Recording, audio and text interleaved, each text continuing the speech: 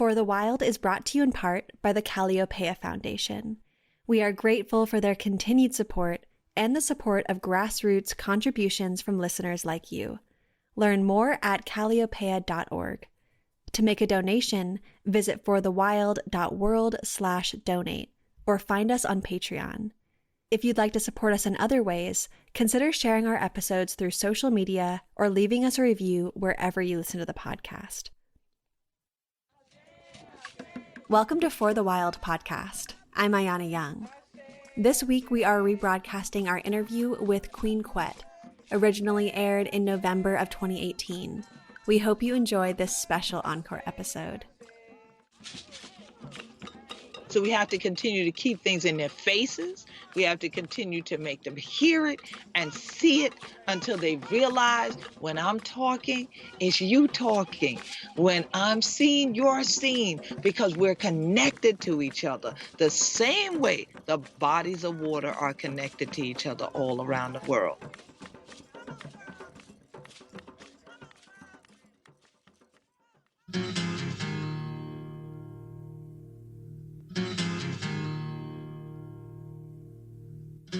The silence is broken by somebody crying, trying to be heard, never a word. Always the attitude, sort out your own, always alone, wishing for something the world is denying. Out in the wilderness somebody's crying.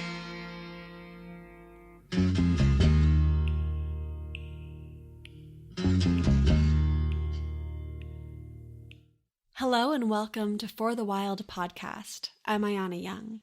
Today we are speaking with Queen Quet. Queen Quet, Marquetta L. is a published author, computer scientist, lecturer, mathematician, historian, columnist, preservationist, environmental justice advocate, film consultant, and the Art-ivist. Queen Quet was selected, elected, and enstooled by her people to be the first Queen Mother, head bodee, and official spokesperson for the Gullah Geechee Nation. As a result, she is respectfully referred to as Queen Quet, Chieftess and Head-of-State for the Gullah Geechee Nation. She is the founder of the premier advocacy organization for the continuation of Gullah Geechee culture, the Gullah Geechee Sea Island Coalition. Queen Quet has won countless awards for being a woman of distinction for her scholarship, writings, artistic presentation, activism, cultural continuation, and environmental preservation. She was the first Gullah Geechee person to speak on behalf of her people before the United Nations in Geneva, Switzerland, and at the United Nations COP22 Climate Change Conference in Marrakesh, Morocco. The Gullah Geechee are descendants of enslaved Central and West Africans who remained isolated along the inland coastal area and sea islands between present-day Jacksonville, North Carolina, and Jacksonville, Florida. The remote location of sea islands produced kinships that extended beyond immediate bloodlines, enabled the continuation of African cultural traditions and indigenous practices, and cultivated a strong land-based heritage amongst Gullah Geechee. Following the Civil War, former slaves obtained abandoned and federally confiscated lands, and often lands that they or their ancestors were previously enslaved upon, legally through purchase and community sanctions. In doing so, not only were the Gullah Geechee the first group of African descendants to own land en masse in the United States, but they also escaped the legacy of landlessness and sharecropping that remained pervasive in other areas of the South. By obtaining land and being able to pass it down to their descendants, the Gullah Geechee were able to continue their centuries-long relationship with the land. In 2000, they were internationally recognized as a nation. Today, the Gullah Geechee Nation is facing some of the most pressing issues of the Anthropocene at once: climate change, resource extraction, corrupt and negligent government bodies, land theft, encroaching development, and exploitative tourism. Amidst this all, the Gullah Geechee Nation has firmly held on to their cultural heritage and traditions, while remaining committed to continuing and strengthening their coastal and community resilience.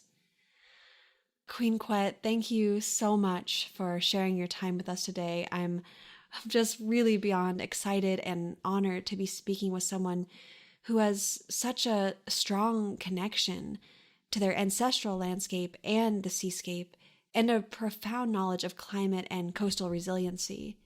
The history, culture, and many of the threats faced by the Gullah Geechee Nation contain so many intersections that we must explore and address if we want to build just and resilient futures during these times of transition.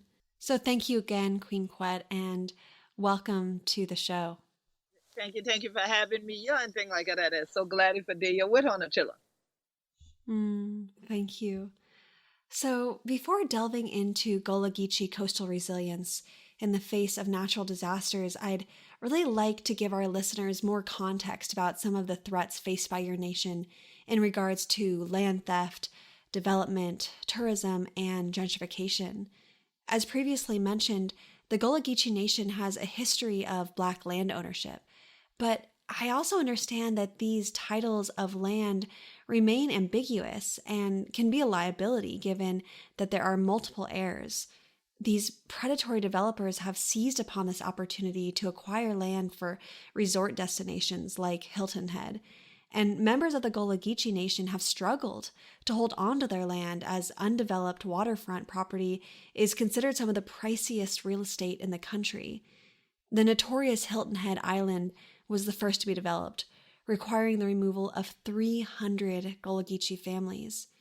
Now, one can find ancestral graveyards in the grounds of the gated communities that tourists and retirees refer to as plantations. So, can you give our listeners what simultaneous land loss and development has meant for the Gullah Geechee Nation?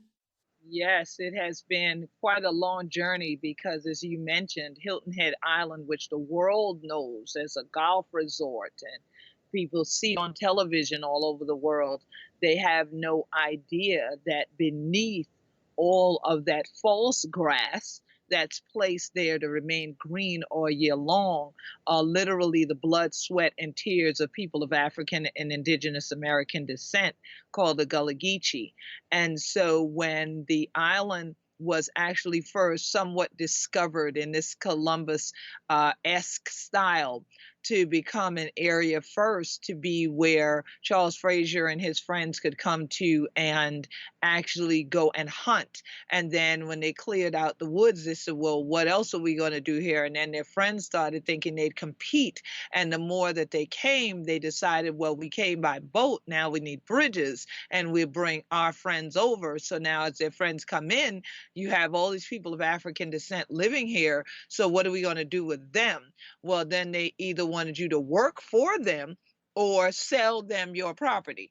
And so people started losing not only the areas that we live in, the places that we had as bush arbors or brush arbors, which are our sacred grounds for prayer and healing and spiritual practices. They started losing areas where our natural herbs that we use to heal the body grow. You then started losing the actual environment itself, where any of the sweetgrass or any of the things we'd known to be natural and indigenous vegetation were, because in came clear cutting. So with this clear cutting, we are literally in a hurricane zone. So this allowed more winds to rapidly get into what did remain on the island. It then started to erode the earth itself, because what we are on Sea Islands are maritime forests. And so the maritime forest is abutted then by spartina grass, which is abutted then by oyster banks. People started finding that the oyster banks, which we just opened up the shellfish season here again this year, a lot of the oyster banks had to get closed around these gated areas because now the pollution, the runoff, and everything was going into the waterways. So when we look at it about land loss isn't just coming because of, sea level rises and winds and other things, but it actually came with the storm of people coming in, overbuilding, building right into the marshline, building right into the seashore, and telling us who were the natives that we were just emotional individuals when we said that that's inappropriate, it's not sustainable, it's not going to be something beneficial to the environment, because you're going to disrupt the ecology. And when you clear cut, then you have no buffer when the storms come, and all of the things that come blowing in literally and figuratively with the storm are going to have a direct hit on you. And so now we're dealing with what was an onslaught of people coming by boat to the very earth itself, now throwing itself up on land, with you having sea level rise and storm surges that are putting water up on land. We're just now dealing with flooding that's leaving the area that's been going on for over a week on the heels of a hurricane. And so we've seen this disruption to our lifestyle and land loss happening, not just because people were displaced, people were murdered and killed for their land in the case of Hilton Head and in Charleston and various areas, but also by the erosion of the land because of what got built on it, that's now contributing to other factors in the environment that ultimately all contribute to the climate change dynamics that we're seeing us lose land, lose trees, lose farm areas and things even more rapidly than we ever would have thought of 50 years ago. And so it is a really pressing matter. It's a pressing issue. As you mentioned, our burial areas are usually on the waterway. And so we've even seen sacred ground such as that getting taken underwater. Areas that did not hold water before are holding them now. And so we're seeing a number of things, including the predatory laws that the county governments put in place, where someone was now living on, say, Hilton Head, and their land tax had only been $50 a year because someone built a resort next to them. Their land tax would go up 100%, 200, 300%, 500% in some cases in 1 year. And that wouldn't sound like a lot of money to some people, but if you were only accustomed to living from the waterway and from the land, and you were looking to pay $50, where do you get 500 times that much?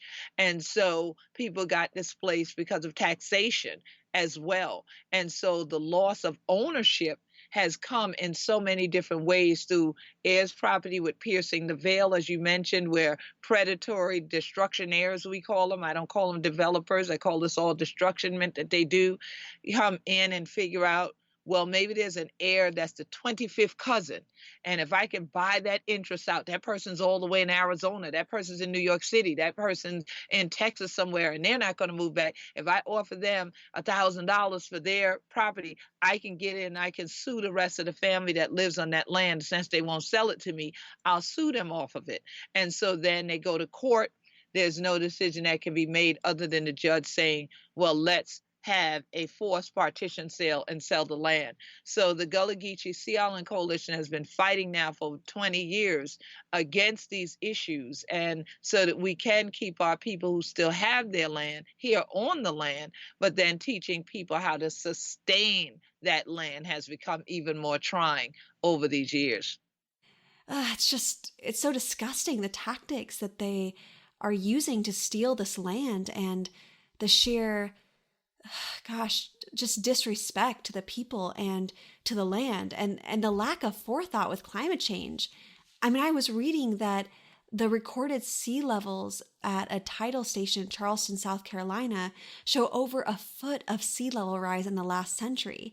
And sea levels have been gradually and continuously rising along the North Carolina coastline for the past 30 years.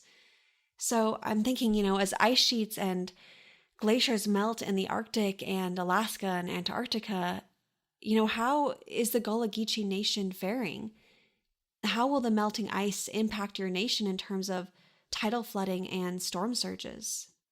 Well, see, that's been the biggest issue in terms of what you say, the lack of forethought, because when people talk about glaciers, and we live here in the Southeast, we live in the Atlantic Ocean, no one here has ever seen a glacier unless they've seen it on YouTube, on a video, on a photograph, a postcard. So that doesn't seem to them to have anything to do with them. And I feel like a lot of the people moved here. We say we the Benya and thing like that. And these other rest of people are Kamya.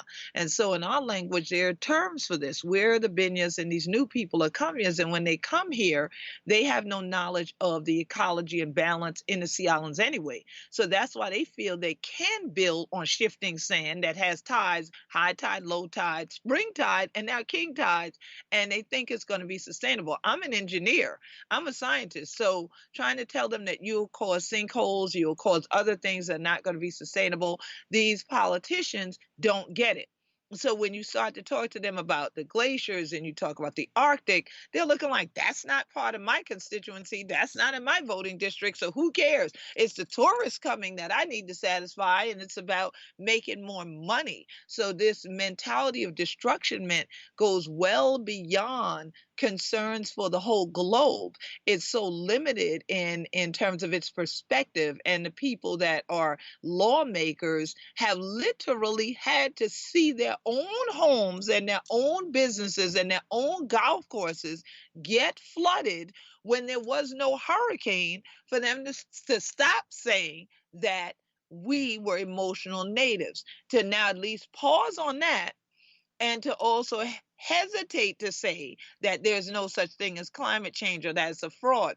Many of them are simply ignoring the issue because I hate to have to say this, it sounds ageist, but it's realistic.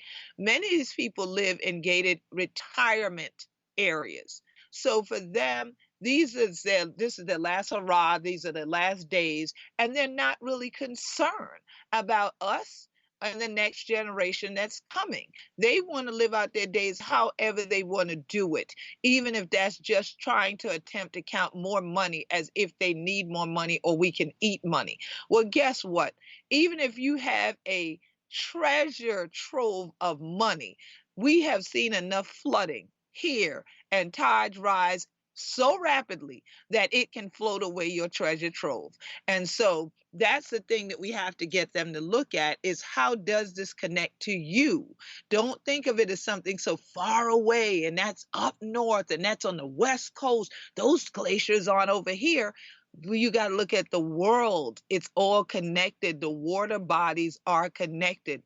So we have to get people to understand that our bodies as human beings are connected. We also are made of water. So if we don't start to look at this and examine what the scientists are telling us about the levels of water and how it's getting higher and higher, and how we need to keep the waters pristine so that the oceans don't acidify. We need to take it personally and think about how much seafood you want to eat if you did come to a beautiful, pristine area on the water, on an island. Would you want acid in your food? Because that acid would be in your person. When we start making it more personal, we cause them to pause. We cause them to hesitate to say that we're just emotional, or that we don't know what we're talking about, or that somebody's trying to pull a hoax. And so we have to bring it down to their level as much as we'd like to bring down the waters right now. And so we really have to meet these folks where they are. But remember, many of them aren't going to listen because they feel like, well, these are my final days and this is just what I want to do. Oh my goodness. I'm just imagining the people behind the gates just counting their money as the ship goes down, and just feeling exactly like you were saying, that these are the end of their days and they want to live them out like how they want to live them, and they don't care about what happens to other people in the area or the future generations, and they have no forethought. And I was also just really shocked by the government's lack of intelligence when it comes to climate change. For example, research has proven that the torrential rainfalls that accompanied Hurricane Florence were projected to be 50% worse than it would have been without global warming. The rainfall not only led to flooding, but also polluted water and soil. You know, it's clear that climate change and global warming are strengthening the force of natural disasters. Yet government agencies have in many ways declared that they do not care about those who are impacted by said disasters. In 2010, a North Carolinian State Commission report said that sea levels could rise as much as 39 inches by 2100. Yet in 2012, North Carolina passed HB 819, which sought to ban local and state agencies from using scientific predictions of accelerated sea level rise. The bill itself was criticized by a majority of people across the country, but the state's business interests prevailed over public safety and well-being. So I'm just wondering, do you believe it's possible that any branch of the government will be able to successfully address the aftermath of natural disasters? Or is there just blatant disregard a clear sign that communities must begin to localize and think about how they're going to respond to their own regional natural disasters?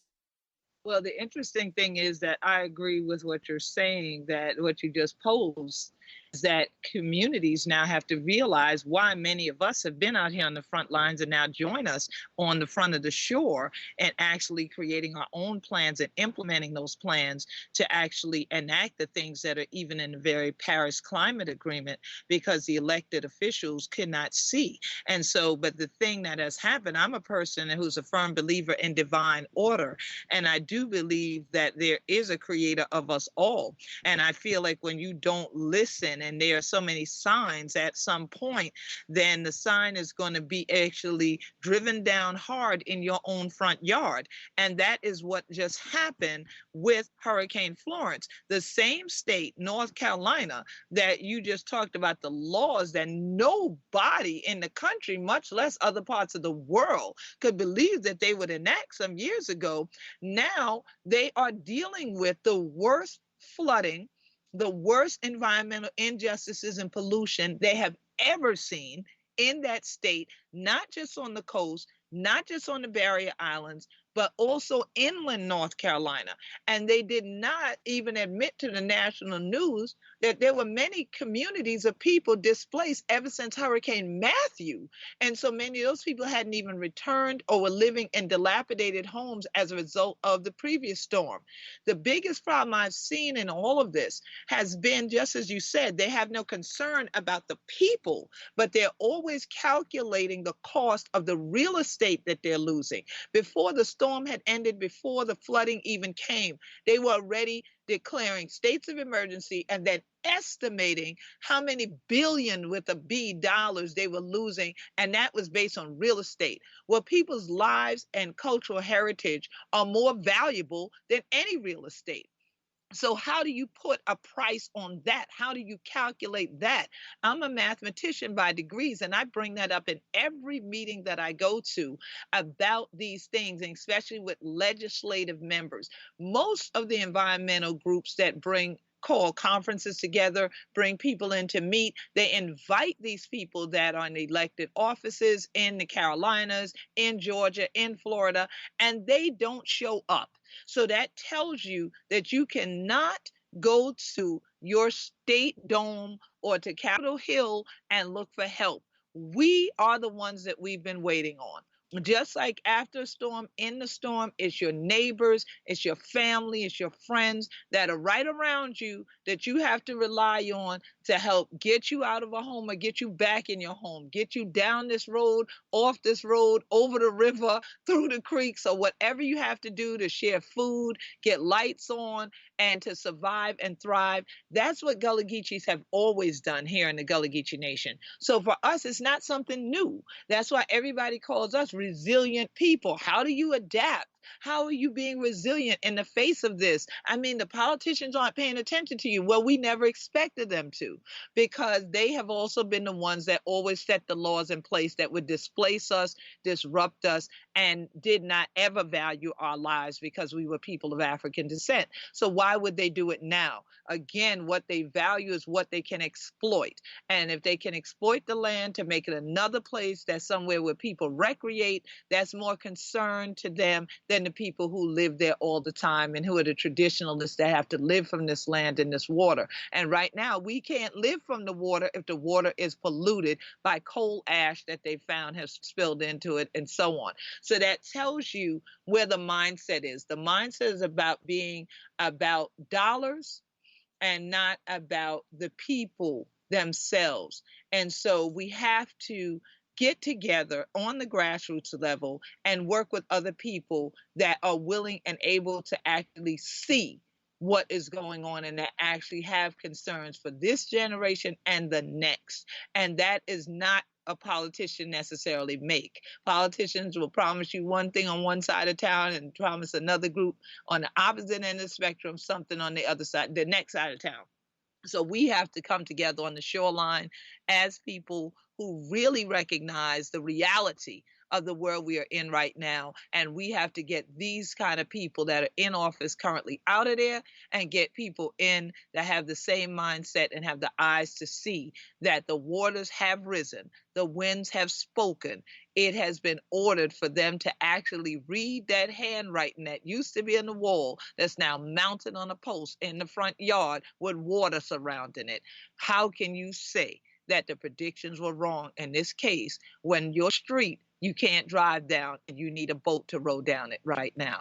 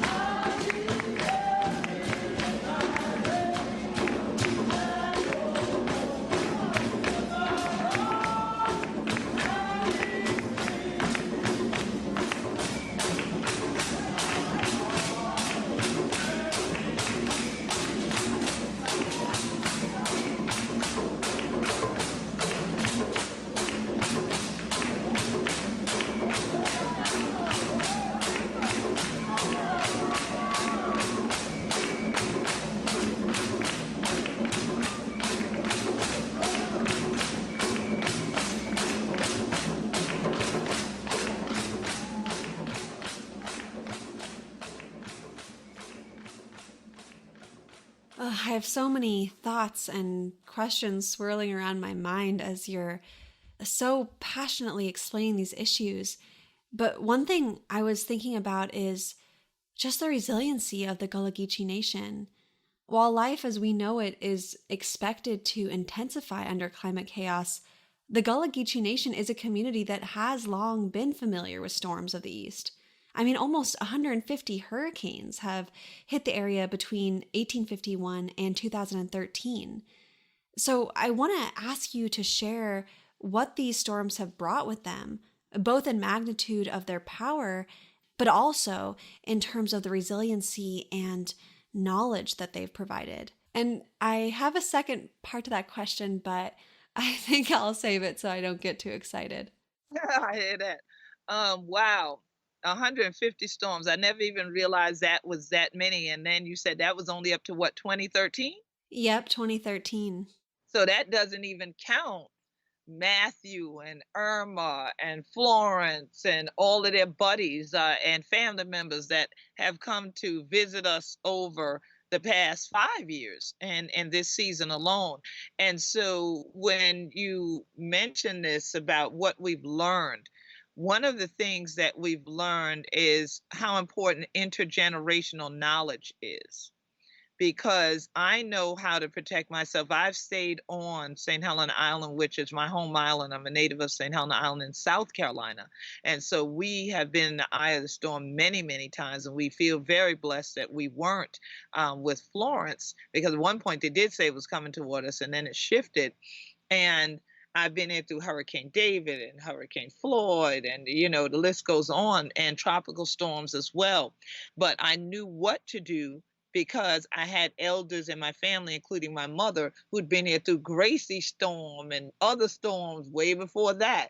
And so they always told us stories of how the family gathered together and what they did and how high the water rose, and sometimes having to run from one house they were in to get to another house that was on higher ground, and how fortunate they were that they did it, because when they got back to the house they left, how windows had been blown out right onto a couch that a little child had been playing on before they left the house, and all these kind of stories. And so we know how to prepare how to store up things all year. You don't wait until a storm is coming to prepare for the storm. So there's a lot of emergency preparedness things that we do naturally to us. That's just part of our culture that we would do on a day-to-day basis, so that when the storm is approaching, it's really just, you're checking off everything again, and you're just, retrofitting certain things to the current situation, or making sure things are right at hand that you don't look at every day. Like,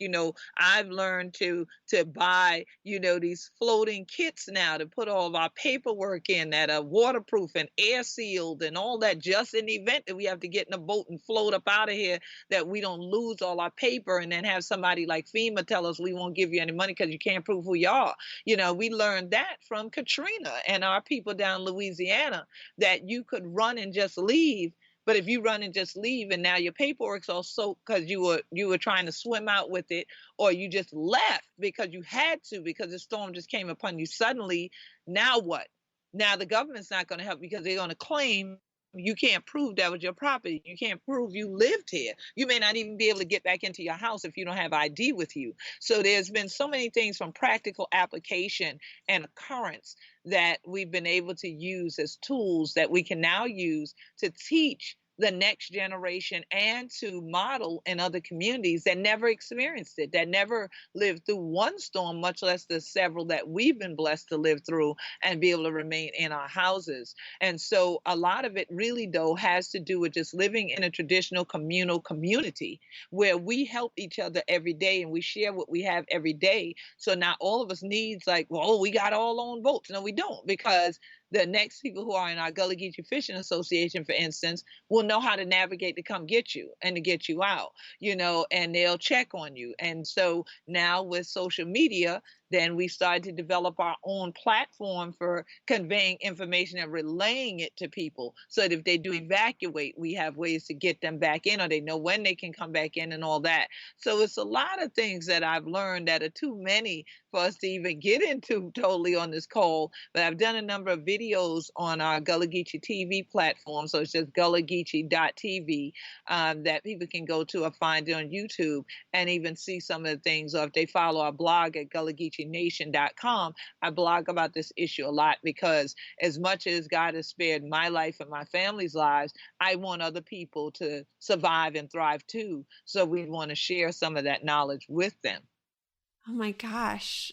Wow. I just hadn't, it's just so amazing to hear how you even prepare by protecting your paperwork. I had never even considered that that would be something you would need to prove land ownership or identity. I mean, I'm just thinking about all of the insidious ways that this government will try to disenfranchise people and not help the people, their citizens even. And, not only are you preparing to protect your life and the life of your family and your community members, but you also have to think about how the government could try to steal your land. I mean, that is just insane. So thank you so much for shedding light on these issues that the general public just has no idea about. Well, another thing I've been thinking about is, for the Gullah Geechee, water has always been a spiritual entity of sorts. One did not necessarily go to the water for recreation. In fact, there's a tradition of building away from the water. So I'm wondering, how have these traditions and traditional ecological knowledge influenced or even prepared your community for rising tides and the future of natural disasters? And then also, and you started to speak about this, but what is the importance of intergenerational engagement in building climate resilient communities in this new world that we've soon to arrive in, if we haven't already? Well, it's very important to have the intergenerational knowledge, because the older people, we have a saying that they say, well, the old horse done know the road, the young one must find a way. And so we see that in this sort of individualistic society that we're in, a lot of people seem to think that the day that they were born, that they had all knowledge that exists in the world, and if they don't have it in their head, they find it on the internet. And that is not true.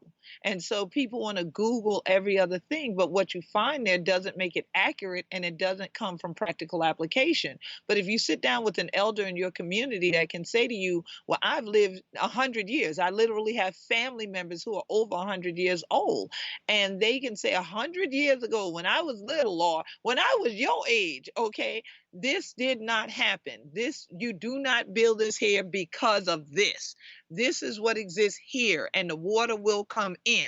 There's a whole bunch of things that they could share with you that on site, you just look at it and say, oh, that's just a piece of land. I like that spot. It's pretty. Let me go over here. And they'll go, no, you don't. And they'll explain to you exactly why that's going to shift, it's going to change, or why that's a sacred place, and you shouldn't put something like that there.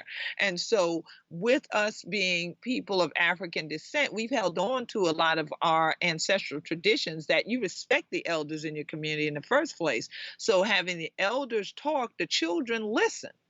And then if they allow you to talk, then you share knowledge you have. So our older people, they don't get on the internet, but I can teach them what I do, and how what they can teach me, I can pass to another set of people elsewhere that are younger, or my age group, my peer group, and how it can maybe benefit all of us. That's one of the ways that some of the Gullah Geechees who work in emergency management elsewhere found out and checked in with me during last year's storms, was saying, Queen Quet, where are you? I started getting emails and Facebook messages, where are you located? And I'm like, I am actually on the island in the eye of the storm. And they're like, oh my God, please, if you can continue to get in touch with us, please do. And so it takes all those levels. It takes the people who are younger who say, well, oh, we know this new modern technology, but you can't eat that phone when you're out of light and you're out of food for days. Do you know how to go out here and feed yourself? Do you know what herbs are out here that you can eat when the rain stops and the wind stops blowing and it's safe for you to be outside? You know, do you know how to chop wood? Because you may have to build a fire. You can't turn the oven on now. So now what do you do in those circumstances? So it's very important that that intergenerational knowledge is there, because we do build away from water. Water is always seen as sacred to us. We go to it for spiritual nourishment and for physical nourishment when we're going to fish. But we do not go, whether you're fishing for souls or fishing for food, we go there. But we don't just go there to play around, lay around. We don't surf. You know, you might have one or two Gullah Geechees around here that ever learned how to surf or anything like that because they were in the military, you know, but there are not things that we go out there just to play with the water. We respect the power of water, and we respect it as a healing entity spiritually and physically. And so that the elders taught us that. We wouldn't know it. I wouldn't know it. People younger than me wouldn't know it if our elders hadn't taught us that. And so now we can bring in more modern technology to help us kind of harness that power and get clean energy here and things like that that they don't know about, because this kind of science wasn't taught when they were in school. You know, it didn't exist in some cases, like computers, like you and I are talking over today, you know. So these are important things, us sharing knowledge in both directions, it being circular. Everything about the Gullah Geechee community is about connecting in the circle. And if you ever see the Gullah Geechee national flag, you see that there's a golden circle around a tree, and that tree is human bodies intertwined. And people will often hear me state the slogan of the Gullah Geechee Sea Island Coalition, that the ancestors spoke into my spirit. It was not a Gullah Geechee proverb, and people are going around the world saying that's what it is. It's a proverb now, but it came from me, actually, that says, Huna must take care of the roots for heal the tree. So you have to get those tools sometime to dig deeper. And the people who dug before, they have them already. So why are you trying to make them? All you got to do is sit down and listen and learn. And not only does the wind speak to you sometimes, but also the elders definitely will, if they realize that you value what they're saying. I've been walking a road a long time. Oh, Lord. Long time. Oh, Lord. Long time. I have been walking a road A long time. and I ain't got. weary yet. Oh, I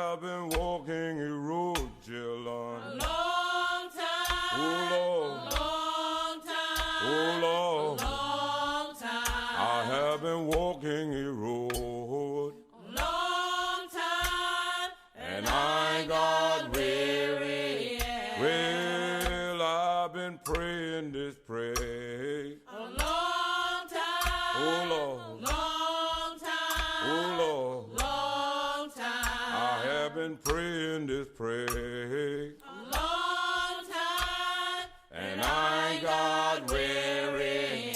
Oh, I've been praying this prayer, children. a long time, Oh, Lord. long time, Oh, Lord. long time, I have been praying this prayer. long time. Well, and I ain't got weary.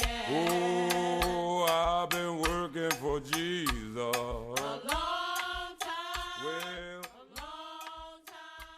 oh, Lord.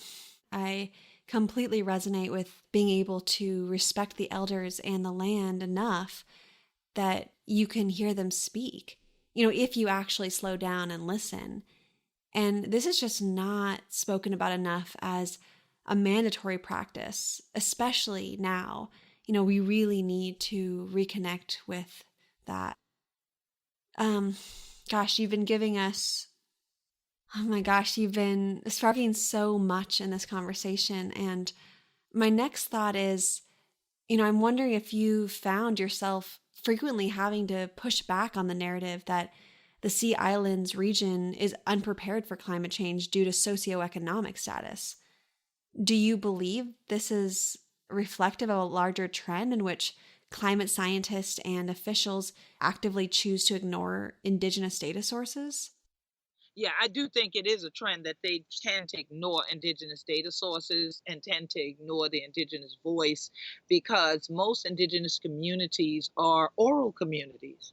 We do sit underneath the oak tree and things like that and crack we teeth with one another upon the shoreline. So we sit under the oaks and talk to one another right on the shoreline and we share that way. And then talking sometime is an active process because if I speak, you have to listen in order to really hear me. And so, really, that's why a lot of young kids say, do you feel me? And that's what you want to do. You want to be able to feel what the environment is giving to you in its message as well. And that's what indigenous people do because we are locked in. As I say to people, we are inextricably tied to the land. The land is our family and the waterways are our bloodline. So you don't want your blood poisoned. You don't want to kill off your family. So in order to respect that, you have to be in a position of not just hearing, but listening, being part of an active process of choosing to listen. And then once you have listened, taking that into account and taking it back and being accountable. And that is not happening with most people in these legislative meetings. In these legislative meetings, they're number crunching and they're trying to figure out the next big way to make money. And so the traditional knowledge goes out the door because we don't necessarily do PowerPoints. I call it death by PowerPoint after you see 5 or 10 of them in a row and nobody remembers anything that was on any slide. And so here it is that you have people doing PowerPoints, you have people doing reports, you have executive summaries of those reports, and oral communities don't do that. They may come in with something as simple as, Hona must take care of the root for heal the tree. And then go sit down. And that would be it. Everything is in that proverb, just like an oak tree is inside of an acorn. But we got to sit and take time to watch it grow. We can't rush it to its end. And what we're doing is getting rushed to our end of the earth by people who won't slow down and listen and acknowledge that there is such a thing as indigenous and traditional knowledge and that it should be a part of your reports, but maybe your reports don't all have to be written. Maybe they need to be oral reports. Maybe they need to be something that others can hear so that they can listen to it and they can feel something. And that might make them change because when you can connect to people's spirits and their souls, that's the real impact that we need. And that's the real climate we have to change. It's a political environment that only speaks to the written as being valuable and only speaks to the Anglo version of the written that is valuable and not that of people of color. I love that you've said that for the Gullah Geechee, the land is your family and the waterways your bloodline. And so if the waterways and ocean are threatened, so is the Gullah Geechee culture. And I'm wondering what will vanish from the ethnosphere if you can no longer remain in your place of becoming and belonging. What do you have to say to those who claim culture is carried on our backs, independent from the soil beneath our feet or the water that washes upon us? I would say to that person, they've never lived here on the Sea Island. Because yes, as much as culture, you're only carrying your culture on your back like it's a backpack. Once you unpack it somewhere, you can lose items along the way. Wherein for me, it's my very DNA. It is my body itself. So yes, wherever I go, I'm still Gullah Geechee. I going to be Gullah Geechee and things like that. But what about the rest of how we continue to perpetuate it in the next generation? I can take a cast net with me to New York, but I'm not about to cast into the Hudson River and eat anything that comes out of there. And there may be laws to prevent me from doing so in the first place.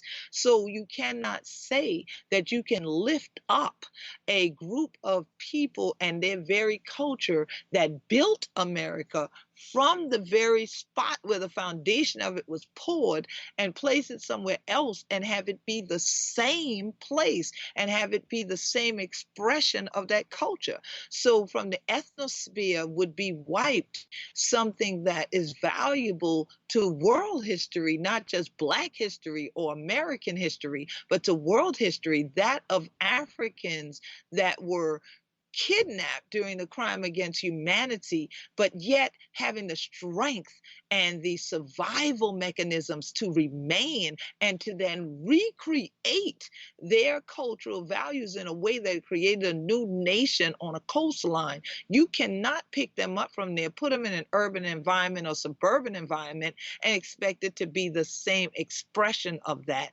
In fact, it would be the very genocide and elimination of that. And so I would want them to show me how somebody who has never watched the sea rise on its own and go back down on its own and watch a sunset across this shore feel that that's the same thing that I could do if I went on and moved out west and was amongst the mountains and having to peek up into the sky above the mountain before me to even see the sun go up or come down, and tell me how would that be the same? It wouldn't. I would have to adapt. I'd have to change. I'd have to be someone other than who I was, which means my children would be someone else, my grandchildren would be somewhere else, and their culture would be something else. And so we need to realize that there is a value in keeping these individual traditions and cultures of coastal people around the world intact. And the way you do it is by fighting together to protect the land and to do all that we can to reverse our behaviors on land that are causing the negative impacts that we now find under the outcomes of climate change. Just to think about how dominant society tries to understand the scope of natural disasters through the lens basically of economic threats alone. Nothing about the value of cultural heritage. And I'm really questioning how we can begin to understand the relationship between natural disasters and climate change and cultural loss. And how perhaps if we start to understand these three things together, if that would, shift the quality of support that communities like the Gullah Geechee would receive after a natural disaster. If we could, actually as a society or a government or a country really value cultural heritage just as much as everything else. But, oh goodness, just saying that out loud, really hearing that question out loud, I'm like, we are so far from that. Oh, so far from that. So far from that, exactly. Yeah, I'm with you. Oh. Yeah. And it's sad that we are, because when something's so up close and personal as Weather Channel now that everybody's watching on apps and TV and everything else, and people see it, and for 2 seconds they go, "Oh, tweet, are you okay?" They don't even pick up a phone anymore and check and see if you're okay. They send you a tweet, they write something on Facebook on your wall and hope that you have lights on to see this stuff. And then as soon as the news isn't covering it, they're not covering you anymore. They're not covering you in prayer. They're not covering you in concern anymore. And so it's very important that we get people to just feel that you are a part of other people first. And it's sad that we even have to go there, but we do. Because until we realize that we're part of other people first, we're not going to realize people are attached to culture. It's cultures that make them have the mores and the behavioral patterns that they have, the things we like and some we don't like, but it makes them who they are. And then this is what makes the world a beautiful place, because we have such an array of these different cultures and means of cultural expression, including when we the crack we teach us away that on a so even all the different languages of the world make a difference. And one of the things, though, I must say to you that gives hope that there are more people than just you and I thinking that this is something important is that at the Global Climate Action Summit that just took place, this is the first major environmental meeting that I've been in where cultural heritage actually had a cultural heritage mobilization group to form so that we can get out here and be voices in the midst of this storm of information and how to go about it and what do we do and how do we resource it, but actually have this voice there to start to say this is an element that's missing. When we're calculating the cost of what's happening with climate change and sea level rise and ocean acidification, we can't just talk about the environment. We are the environment, and the people who live right there in the midst of most of the hardship and who are going to suffer the most, as they call us the most vulnerable communities, end quote, are the people usually that are indigenous to the land who still have their cultural heritage intact and are holding on to it with everything in their being. And we need to hear from them now, because we cannot hear from them as a photograph or a video on a museum wall in the years to come as we say, look what we lost. Why lose it when it's here right now? And you could do something by just listening to them and having them be part of putting these plans together, whether you call them adaptation plans, whether they're resilience trainings, whether we're putting together models or modules, but then fund it.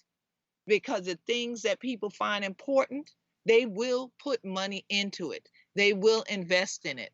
It's amazing to me that we had people, as long as things were on the news, make donations to our Gullah Geechee Storm Rebuilding Fund. And the minute the news stopped, the stats dropped in terms of people making donations. It dropped in terms of people actually sharing the post, even though we were saying, wait. The storm moved north, but the water's still rising here. It was on the news, so it didn't impact them anymore. So we have to continue to keep things in their faces. We have to continue to make them hear it and see it until they realize when I'm talking, it's you talking. When I'm seeing, you're seeing, because we're connected to each other the same way the bodies of water are connected to each other all around the world. So this is a global issue, and I'm so glad that the Global Climate Action Summit brought together a new group of us that are focused on cultural heritage mobilization.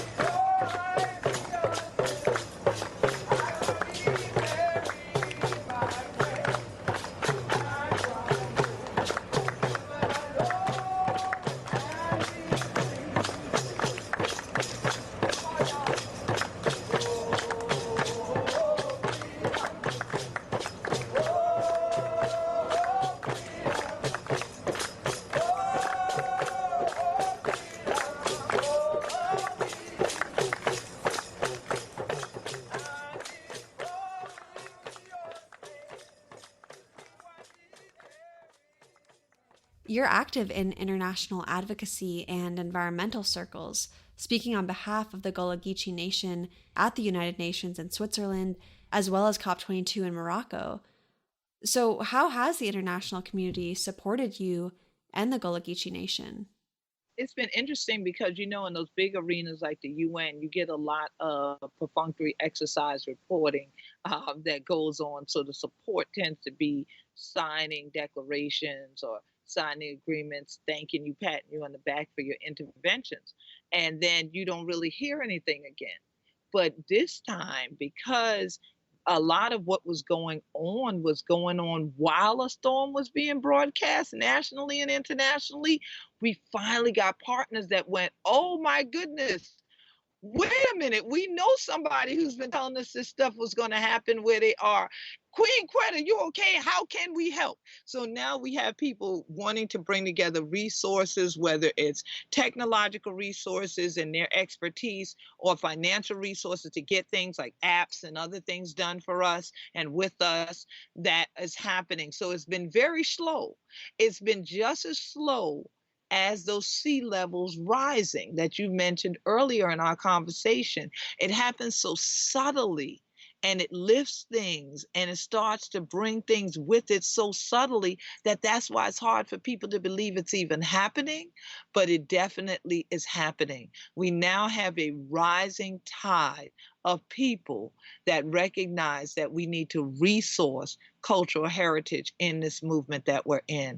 And so it's a blessing to have folks like Even for the Wild reaching out to us saying, well, how can we use our platform to help you to get the word out there that you even are there? Because you'd be surprised how many people don't even know that the Gullah Geechee Nation exists at all, much less to say, help us. You can't help what you don't know is there. And so now more people with expertise, financial resources, technological resources that we're starting to engage with. And we pray that we have enough time to put some new things in place that are going to help our communities.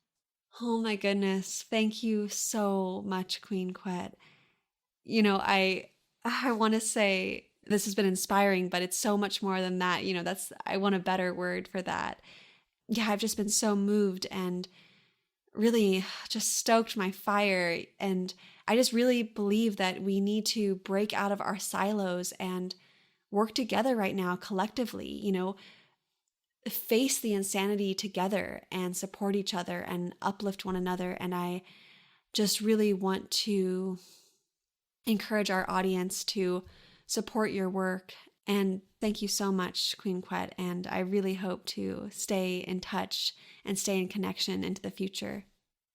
Thank you so much. And I really appreciate you reaching out. And I enjoyed this conversation. Like you said, we could talk all day. you know, uh, you know, I just feel like I got a new friend here. We could just sit on the swing with some sweet tea, and we could just go for it. So yeah, definitely. I pray this won't be my last time communicating with each other, and hopefully I get to see you face to face. We won't have to do this through the technology at the next time we talk.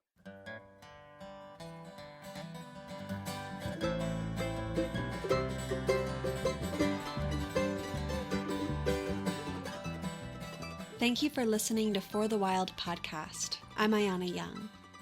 The music you heard today was by the Gullah Singers. There were live recordings from Gullah Geechee TV, Nation News, with Queen Quet, and the Gullah Geechee Nation International Music Movement Festival.